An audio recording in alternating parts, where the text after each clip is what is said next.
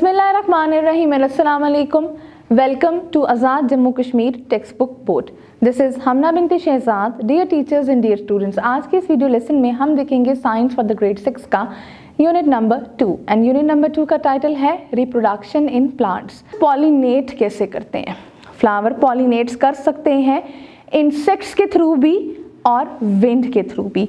Insect pollinated flowers वो होते हैं जैसे कि जब कोई भी इंसेक्ट्स, बटरफ्लाई या हनी बी किसी भी फ्लावर पे जाकर उसका नेक्टर सेक करते हैं तो उनकी बॉडी के पे कुछ पोलन ग्रेन्स भी लग जाते हैं, और जब वो फ्लाई करके किसी दूसरे फ्लावर के पास जाते हैं नेक्टर सेक करने के लिए तो वो वहाँ पे वो पोलन ग्रेन्स अगर उनके वहाँ पे शेड ऑफ हो जाते हैं, गिर जाते हैं, तो ये भी इंसेक्ट्स के थ्रू होता है।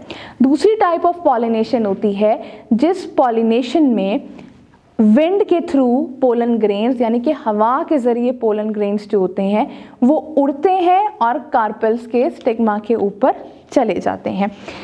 इसके अलावा अगली हमारे पास जो टाइप होती है यानी कि स्टेजेस जो होती हैं रिप्रोडक्शन की पॉलिनेशन के अलावा, अब वो अगली जो स्टेज होती है, सेकेंड स्टेज जो होती है वो होती है फर्टिलाइजेशन।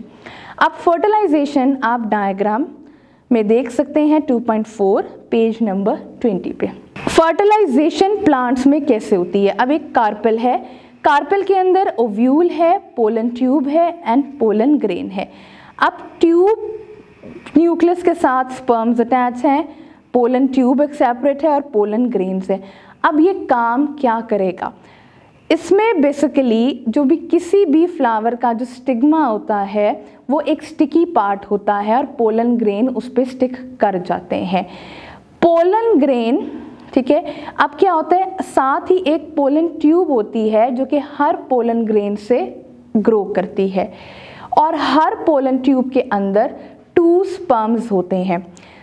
जैसे ही ये ट्यूब नीचे जाती है स्टाइल के थ्रू, जैसे आपको पता है कार्पेल का हमारे पास ओवरी, स्टाइल एंड स्टिग्मा होता है, जैसे ही ये ट्यूब नीचे मूव करती है थ्रू स्टाइल तो ये ओवरी के अंदर एंटर होती है, और पोलन ट्यूब जो होती है वो जैसे ही ओवरी में एंटर होती है उसके थ्रू आपकी ओवरी ओव्यूल प्रोड्यूस करती है और स्पर्म रिलीज़ होते हैं, और जो स्पर्म रिलीज़ होंगे वो एग्स के साथ जब कनेक्ट करेंगे तो वो बनाएंगे जाइगोट्स।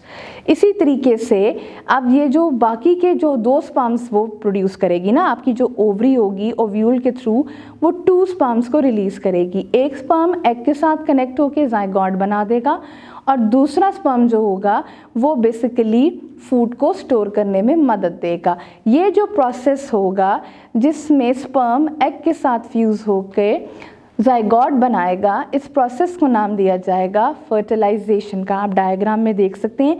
फर्टिलाइजेशन के प्रोसेस के बाद फ्लावर के अंदर बहुत सारे चेंजेस भी आ सकते हैं, जैसे कि उसकी सेपल्स, पेटल्स, स्टेमन्स ड्राई भी हो सकती हैं, खुश्क होके गिर भी सकती हैं। अब जो जाइगोट होगा उस ओवरी के अंदर यानी कि फीमेल पार्ट की जो ओवरी होगी उसके अंदर जो जाइगोट होगा वो एम्ब्रियो को डेवलप करेगा, और जो ओव्यूल होगा वो सीड बन जाएगा। इसी तरीके से जो ओवरी ने फ्रूट डेवलप किया होगा वो बेसिकली सीड को प्रोटेक्ट करेगा। जी टीचर्स एंड डियर स्टूडेंट्स, ये था हमारा आज का वीडियो लेसन। आई होप आपको वीडियो लेसन पसंद आया होगा। एक नए वीडियो लेसन के साथ हम फिर मिलेंगे, तब तक के लिए अल्लाह हाफिज़।